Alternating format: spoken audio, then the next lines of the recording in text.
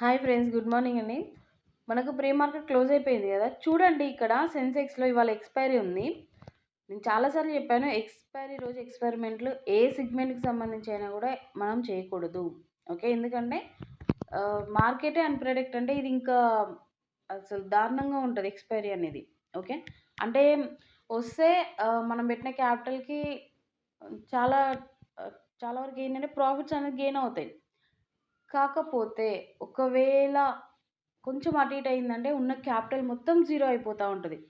ఇంకొకటి ఏంటంటే ఎక్స్పైరీ కాబట్టి ఇక్కడ ఏం చేస్తాం తెలుసా, వీక్లీ వైజ్లో అయినా మంత్లీ వైజ్లో ఇంకా డేస్ ఉన్నాయి కదా, అంటే ఇంకొన్ని డేస్ ఉన్నాయి కదా ట్రేడింగ్ సెషన్స్, వెళ్ళిపోదాంలే అనిపిస్తుంది. కానీ ఎక్స్పైరీ రోజు ఏమంటే hour to hour, half an hour, 1 hour అనేసి కౌంట్ చేసుకుంటూ ఇప్పుడు 9:15 స్టార్ట్ అయింది, 10 అవుతుంది కదా, ఒకవేళ తగ్గింది అనుకోండి తీసేసుకుందాము, మేబీ ఇది వెళ్తుందో లేదో అన్న ఇంటెన్షన్లో ఉండరు.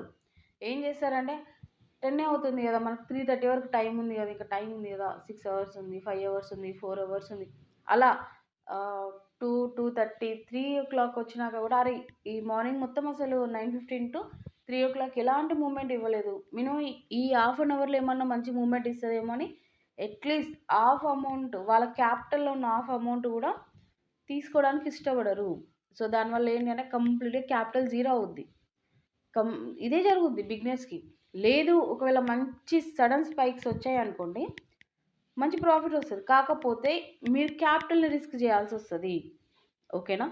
సో నేను అందుకే ఏమంటానంటే మార్కెట్లో ఎక్స్పైరీని పక్కా పెట్టేస్తే బెటర్ అని అనుకుంటాను. వీక్లీ వైజ్లో అయినా మంత్లీ వైజ్లో అయినా మనకు రిమైనింగ్ డేస్లో వచ్చే ప్రాఫిట్ని మన క్యాపిటల్ని సేవ్ చేసుకుంటే ఇవాళ ఒక్కరోజు అయితే పర్లేదు కదా, నెక్స్ట్ వీక్కి సంబంధించి లేకపోతే నెక్స్ట్ మంత్కి సంబంధించి అయినా కూడా మన దగ్గర క్యాపిటల్ ఉంటుంది, ఎంతో కొంత ఓవరాల్గా మంత్లీ వైజ్ సమ్ గ్రీన్ అనేది మన డిమాట్ అకౌంట్ ఉంటుంది.